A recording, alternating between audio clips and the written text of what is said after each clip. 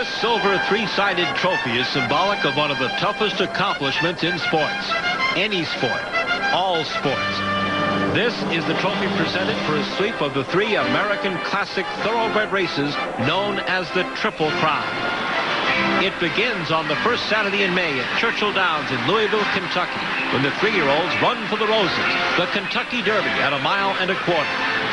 2 weeks later, it's on to Old Hilltop, Pimlico Racecourse in Baltimore, Maryland, the Preakness at 1 3/16, the run for the Black-Eyed Susans. Its trophy, the Woodlawn Vase, is the most valuable in American sports. And then 3 weeks later, the show moves just off Broadway for the Test of the Champion, the grueling 1.5 miles of the Belmont Stakes. During 5 weeks in the spring, 3 races, 3 tracks, 3 different distances. 3-year-old thoroughbreds trying to make history in the Triple Crown Challenge. Sir Barton in 1919 became the first to wear the crown, before it was even known as the Triple Crown. In the decade of the 1930s, there were 3 Triple Crown winners, including Gallant Fox, 1930, Omaha, 1935, and War Admiral, 1937. The following decade saw 4 wear the crown. Whirlaway, 1941. In 1943, it was Count Fleet. Assault in 1946. And in 1948, the Great Citation. But for 25 years after Citation's sweep, no one would claim the Triple Crown trophy. That would change in 1973 with a horse who would become a racing legend, Secretariat. Citation, the colt from Calumet Farm, swept the Triple Crown. At the time, it didn't have much impact in the world of sports. After all, it was the 4th time in that decade of the 1940s that a thoroughbred had done it. As Citation completed his sweep that year, no one could have imagined it would take a quarter of a century before another Triple Crown trophy would be presented. It was 1973, and America needed a hero. Any kind of hero. It was the time of the Vietnam War. And of civil unrest in America. It was the perfect time for a hero to arrive, and it did in the form of a thoroughbred named Secretariat. He was a big, red-colored chestnut with a star on his head and 3 white stockings. He wore the blue and white block silks of Penny Chenery's Meadow Stable. Here he was, a red, white, and blue hero for America. He was so good as a 2-year-old, winning races at 5 different tracks, that he was named Horse of the Year. Before he even started racing at 3, he was syndicated as a stallion prospect for just over $6 million. He started off his 3-year-old campaign with easy victories in the Bayshore and Gotham. But when Secretariat was upset in the Wood Memorial, the final prep for the Kentucky Derby, the pressure was really on. The Wood was tougher competition and also a longer distance, so it was one more hurdle to overcome, but it certainly wasn't one that I expected to stumble over. And when we stumbled, it was just despair. What could have gone wrong, and just a lot of worry. The first Saturday in May, 1973, and Secretariat's fans didn't seem worried as they made him the 3-2 favorite. But still, there were doubts. The Secretariat walked quietly into post position number 10 and then ran into Derby history. And they're off. Secretariat is 4th and moving up on the outside and is now 3rd and moving at the leaders as they come for the head of the stretch. They're at the head of the stretch, and Cham is the leader. He leads it by a length. Secretariat is in the center of the racetrack and driving. Checky Green now drops back. Coming on a bit is Forgo, our native on the outside. Now and then the stretch. It's Secretariat. Secretariat on the outside to take the lead. Cham holding in second. It's Secretariat moving away. He has it by 2.5. Cham then on the outside, our native. At the wire, it's going to be Secretariat. He wins it by 2 lengths. Secretariat had done it. The fastest Kentucky Derby in history, and the first 1.25 miles ever run at Churchill Downs under 2 minutes, 1:59.2. But the big horse seemed less interested in roses than he was in getting on to Maryland. for the second jewel of the Triple Crown, the Preakness. At the Preakness, Secretariat seemed to have his mind made up when he left the starting gate on how he was going to run this race. It surprised everyone, including owner Penny Chenery. As they came past the stands the first time, he was with horses. He wasn't way back. And suddenly he made a leap forward all on his own, as if, hey, I'm ready to go. And he just took off. And Ronnie hadn't asked him. It was not when we planned that he was going to move. He just decided to do it. And that just, I thought, okay, we've got this one. But here comes Secretariat. He's moving fast, and he's going to the outside. He's going for the lead, and it's right now he's looking for it. Head of the stretch, Secretariat, 2.5. Sham under a strong left-handed whip, and he's making his run now, but it's still Secretariat holding on. Secretariat by 2 lengths. Sham driving second. There's a strong left-handed whip again by Pinkai. He goes to it time and time again, but Ronnie Turcotte has his whip put away, and Secretariat has him put away. He's beginning to draw away. It is Secretariat. He's coming to the wire. He wins it by 2.5, almost 3. Secretariat accepted the victory blanket of black-eyed Susans for the Preakness much better than he handled the roses at the Derby. But even as the Woodlawn vase was being presented, there was another trophy on everyone's mind, the Triple Crown. In the 3 weeks between the Preakness and Belmont of 1973, Secretariat transcended sports. He became a national phenomenon. In the same week, he appeared on the covers of Sports Illustrated, Time, and Newsweek. It had been a quarter of a century since thoroughbred racing had a Triple Crown winner, not since Citation in 1948. In that space of 25 years, 7 3-year-olds had a chance at immortality. They were all stopped by the test of the champion, the 1.5-mile Belmont. For Secretariat's owner, Penny Chenery, the build-up to the race was almost too much to bear.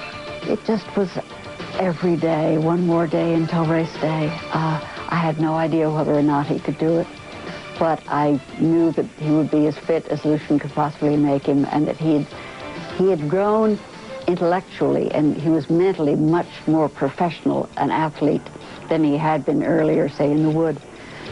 And so I felt that everything was right for it, but we had still to do it. The confidence of Secretariat's jockey Ron Turcotte and trainer Lucian Lauren never wavered. This is Sir Lauren. This is, if this horse don't win the Belmont, I'm going to hang up my tag. That's how confident I was in the horse. And Mr. Lauren turned around and says to me, he said, Ronnie, he says, he's the greatest horse I ever looked to a bridle. And if he don't win, he says, I'm going to hang up my book. He said, I'm going to quit training too. That's how confident we were both. June 9th, 1973. Race day had finally arrived. But would it be a coronation for Secretariat? Or would all those who doubted that this son of Bull Ruler could go the distance be right?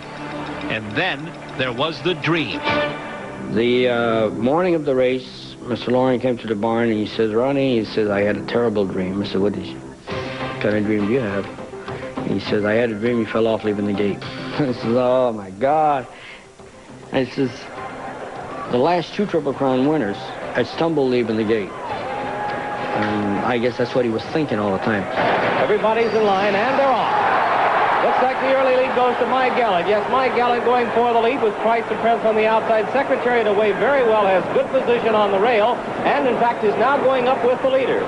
They're moving for the first turn. It is Secretariat. Sham on the outside is also moving along strongly, and now it's Sham. Sham and Secretariat are right together into the first turn. My Gallant has third behind them. Then it's Twice the Prince, and the trailer is Private Smiles as they go by the turn. Those two together, Sham on the outside. Sham getting ahead in front as they move around the turn with Secretariat second. Then there's a large gap. Make it 8 lengths back to My Gallant in third and Twice the Prince fourth. And Private Smiles is still the trailer. They're on the backstretch. It's almost a match race now. Secretariat's on the inside, by ahead. Sham is on the outside. They've opened 10 lengths on My Gallant, who is third by ahead, with Twice the Prince fourth. Then it's another 8 lengths back to Private Smiles, who is trailing the field. They continue down the backstretch, and that Secretariat now taking the lead. He's got it by about 1.5 lengths. Still Sham, 10 lengths back. My Gallant, Twice the Prince. They're moving on the turn now. for the turn at Secretariat. It looks like he's opening. The lead is increasing. Make it 3.5. He's moving into the turn. Secretariat holding on to a large lead. Jam is second, and then it's a long way back to My Gallant and Twice a Prince. They're on the turn. Its Secretariat is blazing along. The first 3/4 of a mile in 1:09 4/5. Secretariat is widening now. He is moving like a tremendous machine. Secretariat by 12. Secretariat by 14 lengths on the turn. Sham is dropping back. It looks like they'll catch him today as My Gallant and Twice a Prince are both coming up to him now. But Secretariat is all alone. He's out there almost a 1/16 of a mile away from the rest of the horses. Secretariat is in a position that is impossible to catch. He's into the stretch. Secretariat leads his field by 18 lengths. And now Twice a Prince is taken second, and My Gallant has moved down to third. They're in the stretch. Secretariat has opened a 22-length lead.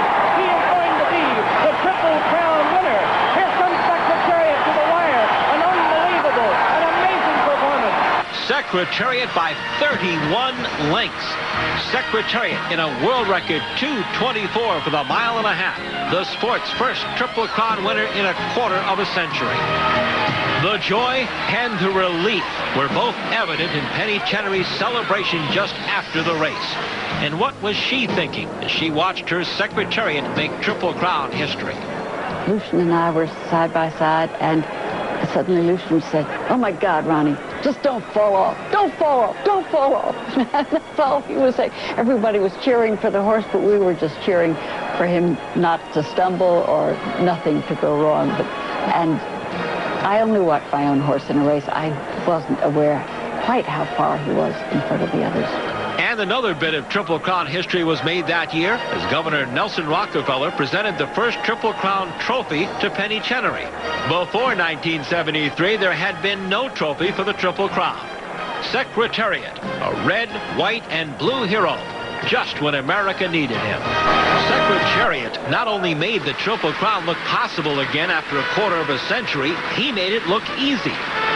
Two others would follow him into racing immortality before the decade of the 1970s ended. In 1977, it was a big, dark bay, almost black colt named Seattle Slew. Unlike Secretariat, who was born to royalty by Bold Ruler and out of the Prince Quelomere something royal, there was nothing royal about Seattle Slew. In fact, he ranks as one of the all-time great bargains in horse racing history. Purchased for just $17,500 at a 1975 Kentucky yearling sale. Lumberman Mickey Taylor and his wife Karen bought Seattle Slew on the advice of veterinarian Jim Hill. Well, it was in a rainy afternoon at Fastic-Tipton, and I mean very, very rainy. Karen and I kind of made up our mind. We were going to buy around 10 horses. We were going to average like around 15,000. I picked up the bid on him at 15, and we were only going to go to 12.5, so I was already over our limit, Karen's my limit, and somebody else picked him up at 15.5, and then I picked him back up at 16. When I said pick him back up, I made the bid, and somebody bid 16.5, and maybe it was the same person bid 15.5, and then he went to 17, and I got one elbow. I got the first elbow at 16.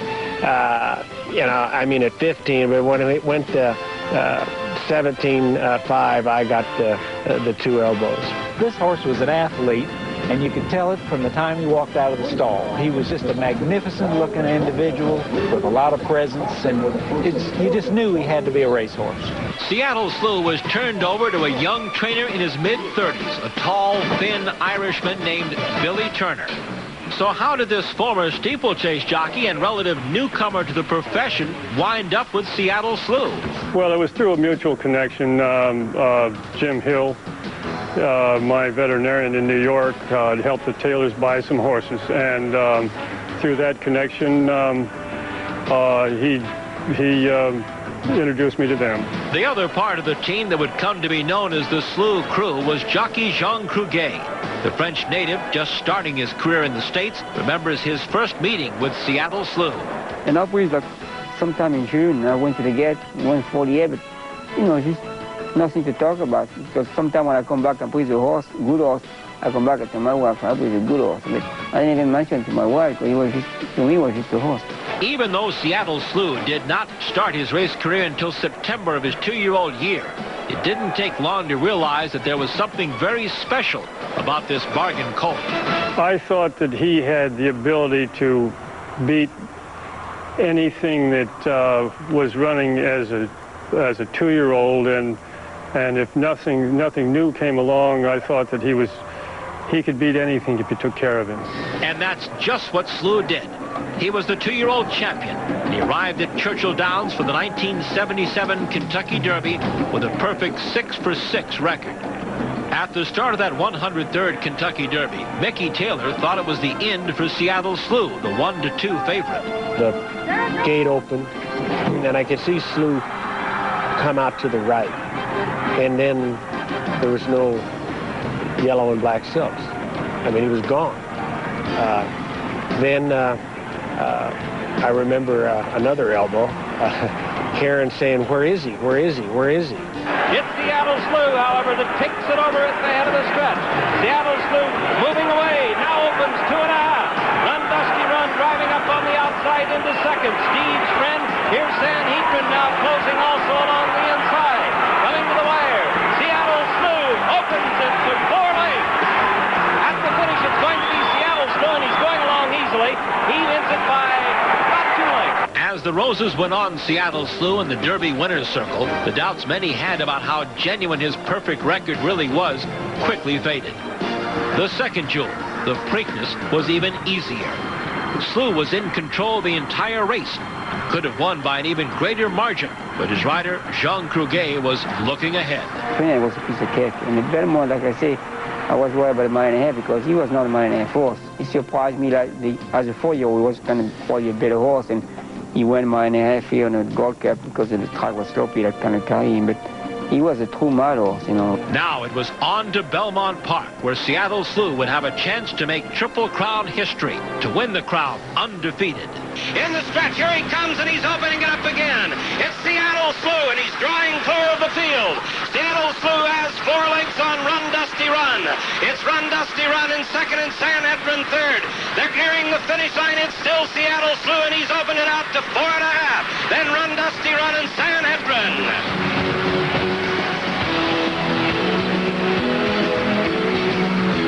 The $17,500 bargain yearling had won the 10th Triple Crown, and he was the first to win it undefeated with 9 consecutive victories. Seattle Slew was syndicated after his racing career as a stallion for a then record $12 million. He would become one of the most influential sires of the final quarter of the 20th century. It will for all time in the sport of kings be known simply as the rivalry. Affirmed versus Aladar. Affirmed became racing's 11th Triple Crown winner. And none of the previous winners ever had to battle harder against one rival than he did against Aladar. Affirmed's combined margins of victory in the 3 races was less than 2 lengths, about 16 feet in almost 4 miles of racing. The fans had had a preview of the 1978 Triple Crown rivalry the year before in the Laurel Futurity. Affirmed on the outside edged Aladar by a neck. In their 2-year-old year, Affirmed won 4 of their 6 races.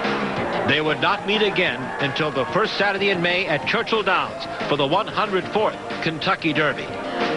Affirmed, the 1977 2-year-old champion, had gone west with trainer Las Barrera and won all 4 of his prep races at Santa Anita and Hollywood Park. Meanwhile, Aladar was a perfect 3-for-3 in Florida, including romping victories in the Flamingo and Florida Derby. Aladar carried the famed devil red and blue silks of an American racing institution, Calumet Farm, owned by Admiral and Mrs. Jean Markey. The colt, trained by young John Veach, is ridden by future Hall of Famer George Velasquez. Affirmed raced in the flamingo pink and black colors of his Florida owners and breeders, Lou and Patrice Wolfson's Harborview Farm. The trainer, veteran Hall of Famer Las Barrera, and the jockey Steve Coffin, native of Kentucky, and known in the racing world as the Kid. Coffin was just barely 18, and many wondered how he would handle the pressure of his first Kentucky Derby. To be quite honest, really, I really didn't feel much pressure before the Derby. You know, I'd ridden in a lot of big races. I'd, you know, had a lot of success, and I was probably too young to even know, you know, worry about. I was at the fearless age where nothing bothered me. Affirmed toward the rail and down the stretch they come. Affirmed on the inside, takes command again. Believe it is second. Aladar gains ground third. Third in the final furlong. It's Affirmed with Stevie Coffin showing the way by 2.5. Believe it with Ed Mapley's next on the outside. Aladar is third, but it's going to be Affirmed. Affirmed with Steve Coffin is going to win this 104th running of the Kentucky Derby. Aladar is second. The Preakness, we was in the same situation. It was 2-3 horses with little speed, and I said to Gotten, stay outside and close to the speed, wait for Alidar back again. We don't have to worry about any other horse. If we got big with some other horse, it's too bad. But the only horse we have to beat is Alidar. You watch it for him. They're into the stretch. 3/16 of a mile to go. Affirmed holds that lead. Alidar up on the outside to join the leaders. They come on down to the 8th pole. It's Alidar on the outside. Affirmed along the rail. Inside the 8th pole, it's Affirmed holding a slight lead. Alidar's charging at him. Coming on to the 16th pole, it's Affirmed. Alidar on the outside. They come on down to the finish. Affirmed and Alidar. Here's the finish. Affirmed on the rail wins the Preakness by a neck over Aladar. But the best was yet to come. The Belmont Stakes is known as the test of the champion because of its mile-and-a-half distance and its position as the final leg of the American Triple Crown Series for 3-year-old thoroughbreds. Trainer John Veach thought it was the race that Aladar would win. Yes, I did. I thought, first of all, I thought the race was the right distance for him. He loved Belmont Park. He'd beaten Affirmed in the Champagne at Belmont the last time they had met. I thought that we had him every step of the way. We laid closer to him. We did battle with him from the mile pole on. I thought I had the stronger horse. We got in front of him and headed him at the 16th pole, and he came back at us, and then we came back at him, and it was just one jump, one way or the other, I thought, at the end. And they're off. That's Affirmed going out for the lead. Then Judge Advocate Alidar is away well on the inside. They're moving into the turn. Affirmed holding ahead in front, and Alidar on the outside is challenging again. It's Affirmed by ahead on the turn. Alidar is second by 4.5. Along the inside, Judge Advocate, Noontime Spender, and Darby Creek Road now beginning to pick up the pace. 3/4 went in 14, a mile in 37.2. The pace is increasing as they come to the head of the stretch. It is still Affirmed as they come to the quarter pole. He's holding on to a head lead. Alidar is outside of him and challenging that lead. The two are heads apart, and Alidar's got a lead. Alidar put ahead in front, right in the middle of the stretch. It's Alidar and Affirmed battling back along the inside. We'll test these two to the wire. Affirmed under a left-hand whip. Alidar on the outside driving. Affirmed and Alidar heads apart. Affirmed's got a nose in front as they come on to the wire. He just said, come on. You were doing all the I did the rooting, yeah. And I want to tell you, she rooted him right in. Yeah, it's your legs shake. You can't hold the binoculars, you know, and he just reaches in for more, and it was a great performance. It was a situation where I knew, you know, Affirmed and Alad, they were both probably tired of Alad, but underneath me I could feel that Affirmed was, you know, he was starting to fall, you know, he was giving what he had, but he was faltering a little, and we needed to find something extra, and also Georgie, being the, you know, tactical jockey that he was, you know, laying right on top of me, so I couldn't use my right-handed stick so easily. And that was when I pulled my, you know, whip through and hit him left-handed for the first time ever. And, you know, did really get a, you know, resounding response. I mean, he did, at that point, like, sort of, jumped and got his head back in front. And, you know, just the natural, courageous horse he was, he battled it out to the wire.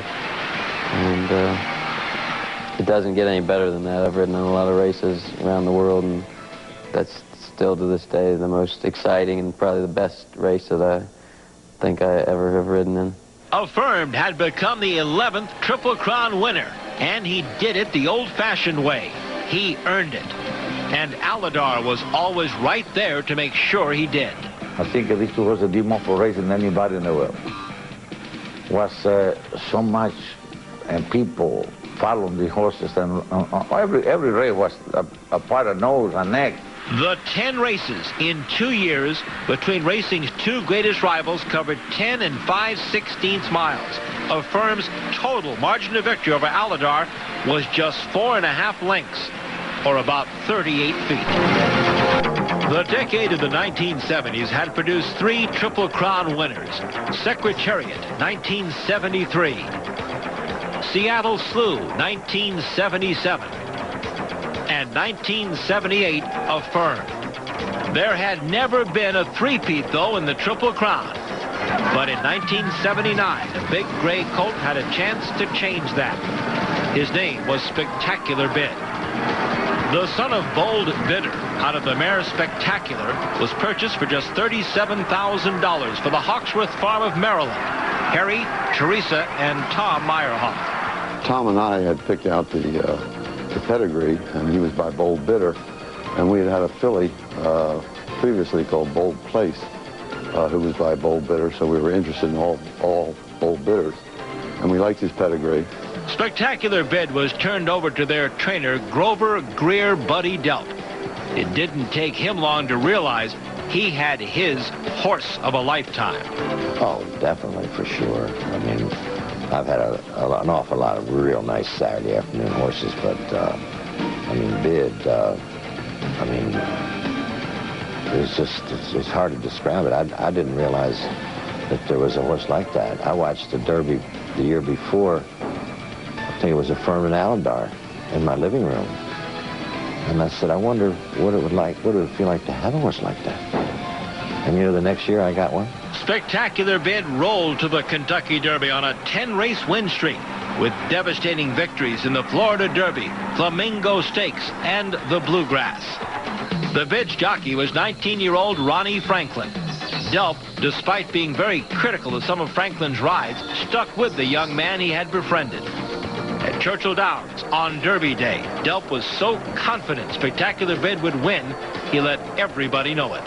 You know, I just hollered, go bad, you know, go bad. He was 3 to 5. I said, what were they going to make? You know, they weren't going to hurt me betting.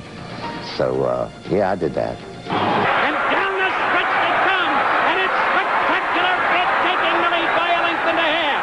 Along the inside, General Assembly is second. Flying Pastry drops back on the outside, Golden Act coming on. But there's a 16th of a mile to go, and Spectacular Bid is going to win the 105th running of the Kentucky Derby. Spectacular Bid does it run, Franklin aboard. Everybody believed Delp with the Preakness. Spectacular Bid went off at 1 to 10, winning by 5.5 lengths, and was just to tick off the Pimlico track record. The Bid was now poised to take the crown. No thoroughbred could stop him, but a safety pin was about to play a key role in one of the biggest upsets in racing history. 1 in a million. I blew him out the day before the race. R.A. Smith blew him out the day before the race, and he went 35 and a couple just galloping. And we were sitting in front of his stall, Bid's stall, on bales of hay and talking. He said, well, it's all over now. All we have to do is lead him to the paddock, and the Triple Crown's ours. Came the next morning at dark, and Herman Hall, my groom, said, hey, boss, this horse is lame. I said, what? Take me to him. So he was standing there like this with 1 foot up in the air. So I went in the stall real quick and looked at it, and there was a safety pin right there. It was embedded about, maybe close to ½ an inch into the lamini, not the frog, in the hardest, toughest part of that hoof.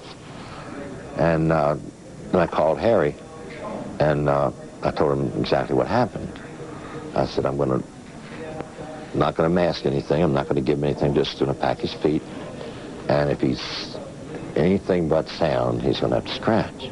Spectacular Bid raced, but it wasn't the same Bid. And it was more than just a safety pin. Two reasons. He would have won even with he didn't change leads the whole running of the Belmont Stakes. Ronnie chased 100 to 1 shot the first half a mile, went by him. He rode him bad.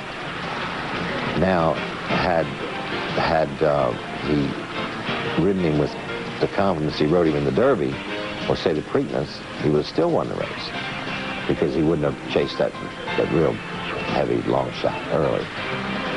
I told him about the pin. I think it made him very nervous, and he was in a hurry. Spectacular Bid finished third behind Coastal and Golden Act, 3.5 lengths short of the Triple Crown. But owner Harry Meyerhoff never had a doubt that the Bid was the best horse that day. None whatsoever. I think he would have won the Triple Crown easily. There has never been a more New York trainer than Johnny Campo. In the spring of 1981, he also told everybody he was racing's best trainer, period. And he set out to prove that in the Kentucky Derby with Pleasant Colony, a colt bred in Virginia by his owner, Thomas Mellon Evans. Campo didn't even take over the colt until March 16th, but in the Wood Memorial, he started backing up his talk. After losing his last 5 races, including a 13-length beating in the Florida Derby, Pleasant Colony pulled off a 3-length win in the Wood Memorial. At Churchill Downs, Campo let everyone know he had the best horse, and he knew why. Well, you had to be confident in a lot of it was ego. A lot of it was time. And he was sound his horse the whole race. Whether you believe it or not, every horse had problems in the race. Every horse. They're at the post. And they're off. Gaining ground on the outside, Pleasant Colony. They're moving down the stretch, Partey. Now Pleasant Colony on the outside takes the lead. Partey holds the second in the center of the track past the cab. Television studio is moving up, down along the inside, Splendid Spruce. Nearing the finish, it's Pleasant Colony drawing away with the lead. Woodchopper gains ground second. It was the first Derby win for Campo, as well as jockey George Velasquez and owner Thomas Mellon Evans' Buckland Farm. After the race, Campo wasn't shy on the winner's stand talking to ABC's Jim McKay. Well, I kept telling everybody this horse was going to win, but everybody thinks I'm nuts. You know, but I told Mr. Evans, if we didn't win the Wood, there ain't no sense of coming. And if we didn't win this, no sense of going to Preakness. Pity them poor guys in the Preakness. We had some fun today, and we went easy. What made you so certain before the Wood? You say, make your bets and go to sleep on it. It's all right. We're going to win. You said the same thing on Thursday here. I'm a good horse trainer, pal. Don't ever forget it. Johnny proved it again in the Preakness when people finally listened to him. It made Pleasant Colony the favorite for the first time in his career. Well, he ran good in the Preakness, and he won that. And he was third in the Belmont. I didn't think he would even go a mile and a half. I really didn't think he'd go a mile and a half. And he was worn down. He won 3 good races, and he was worn out. And Johnny Campo himself seems a bit worn out now. The roar is gone. But back in the spring of 1981, he made people listen and believe. And he almost won racing's Triple Crown. In the decade of the 1980s, there would be 2 more chances for a Triple Crown winner. 1987, it was this colt named Ali Sheba, the son of Alidar, a $500,000 Keeneland yearling purchase by the Scarborough family of Texas. Trained by Jack Van Berg and ridden by Chris McCarron, both racing Hall of Famers, Ali Sheba had won only 1 race and was disqualified from another victory coming to the Kentucky Derby. In the race, Ali Sheba made one of the most remarkable recoveries in the history of the Derby as he clipped heels with Bet Twice in the stretch and almost went down. Ali Sheba set himself up for a run at the crown by taking the 1987 Preakness, coming on the outside to again run down Bet Twice just before the wire. Another rivalry was building as Bet Twice had been second to Ali Sheba in the Derby by 3/4 of a length and was beaten by just a half length at the Preakness. But the Belmont was to be Bet Twice's day as he romped to a 14-length victory with Ali Sheba finishing 4th. 2 years later, in 1989, another legendary Hall of Fame trainer went for the Triple Crown sweep. Charlie Whittingham, known as the Bald Eagle. It was with this dark bay, almost black colt named Sunday Silence that Whittingham co-owned with Arthur Hancock and Dr. Ernest Gaylord. The Derby that year was a classic confrontation. Sunday Silence from the west against the supposed unbeatable power from the east, Easy Goer. Sunday Silence won by 2.5 lengths. And Whittingham, at age 76, earned his second bouquet of Derby roses.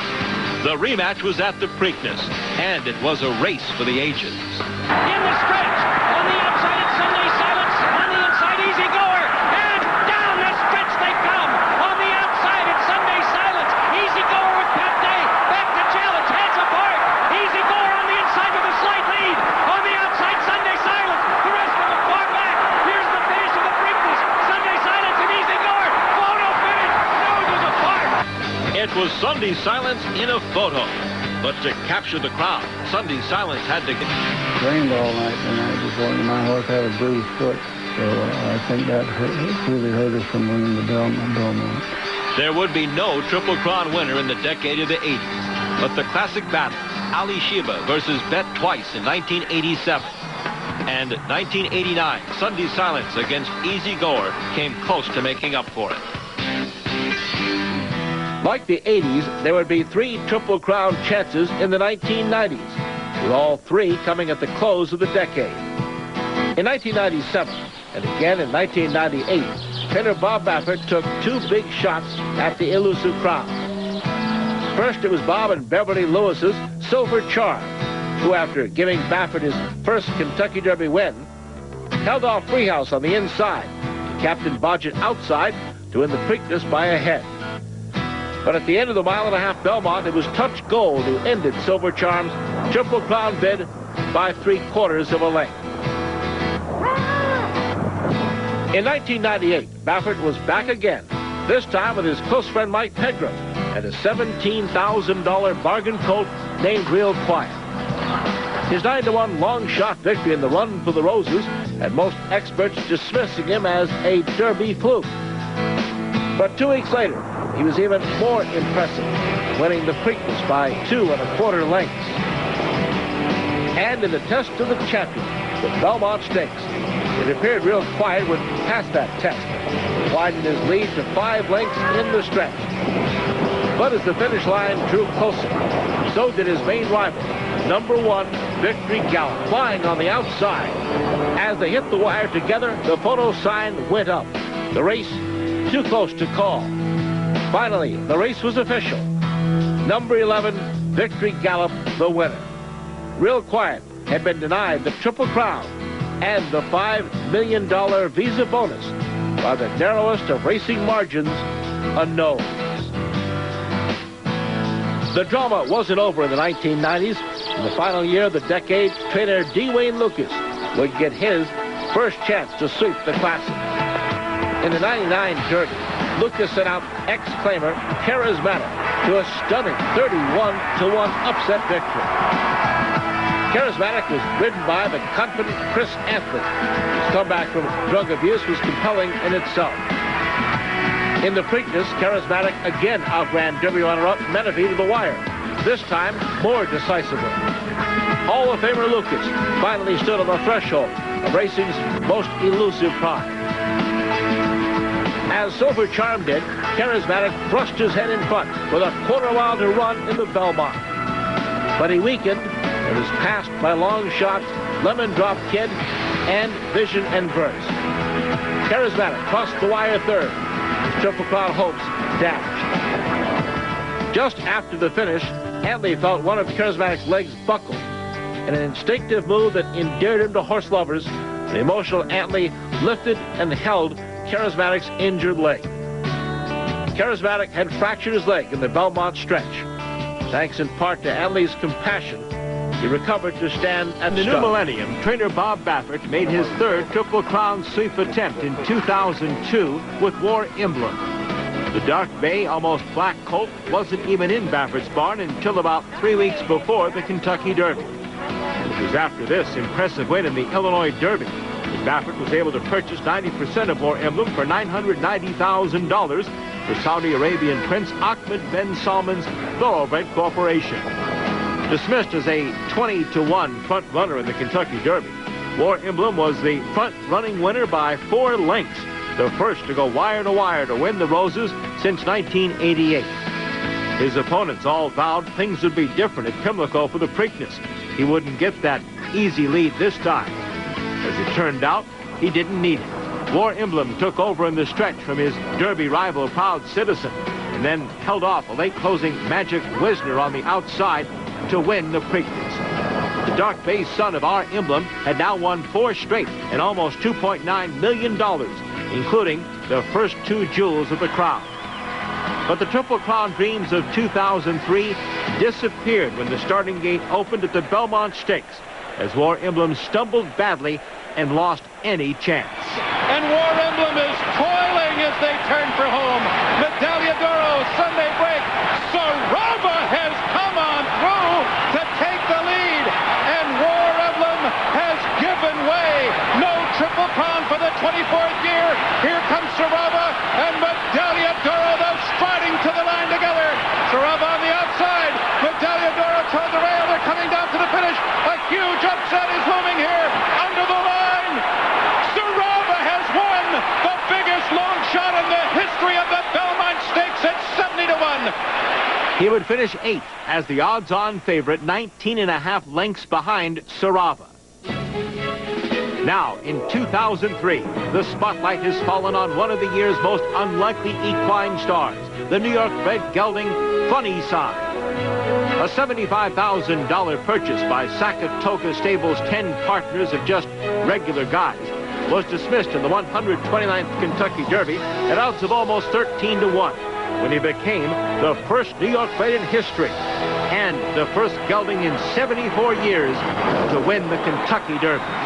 They're approaching the top of the stretch. Funny Side to the neck of Peace Rolls. Empire Maker charging hard. A sustained rally for him on the far outside as they turn for home. Eye of the Tiger. Brancusi is spent. Domestic dispute is in between horses. Scrimshaw is toiling. Awfully wild there on the outside. They're coming down to the final furlong. And the gutsy gelding Funny Side has a narrow lead. Bobby Frankel's Derby duo. Peace Rolls to his inside. Empire Maker is giving it all. Funny Side trying to pull up. The upset here. 12-1 coming down to the line. And the gutsy gelding Funny Side has won the 129th Kentucky Derby. Victory for the little guy. Finishing behind Funny Side was the Derby favorite Empire Maker, owned by a Saudi Arabian prince, followed by Peace Rules and That's What I'm Talking About, multimillionaire Forbes 400 owners. Funny Side's 65-year-old trainer, Barclay Tagg, was making his first Triple Crown start, while jockey Jose Santos, a native of Chile, had been 0 for 6 in the Derby. A week after Funny Side's triumph came a photograph and a story in the Miami Herald newspaper, questioning whether Santos was hiding some illegal device in his whip hand during the race. It caused a brief but sensational national furor until an official stewards meeting at Churchill Downs quickly dismissed any charges against Jose Santos.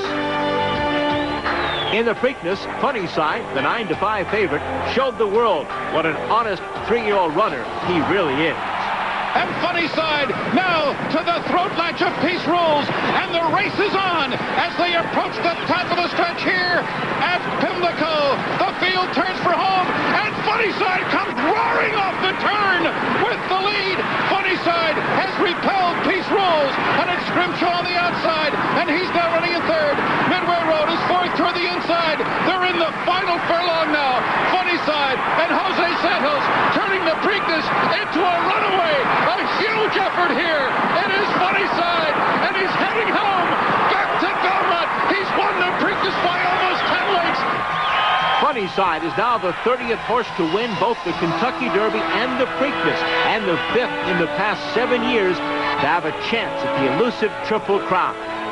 And Funny Side could become just the second gelding to ever win the Belmont Stakes, joining 1985 winner Creme Fraiche. Geldings had not been allowed to run in the Belmont from 1918 until 1957. Adding the winner's share of the Belmont's $1 million purse, plus the $5 million Visa Triple Crown bonus, would jump Funny Side to the top of the list of money-winning geldings, past the legendary John Henry's total of over $6.5 million. When Secretariat swept the 3 jewels in 1973, it ended a period of 25 years between Triple Crown winners, the longest drought in history. Now again, it has been 25 years since the 11th and last Triple Crown winner affirmed in 1978, a quarter of a century. And with Seattle Slew's death last year, there are now no living Triple Crown winners alive. Will Funny Side be able to change all that? We'll find out in New York Saturday at the 135th Belmont Stakes, the mile-and-a-half test of the champion at Belmont Park on Long Island. Join ESPN live Saturday, June 7th for our 2-hour Belmont Stakes special, beginning at 3 p.m. Eastern, as New York's Funny Side makes his bid to become Thoroughbred Racing's 12th Triple Crown winner.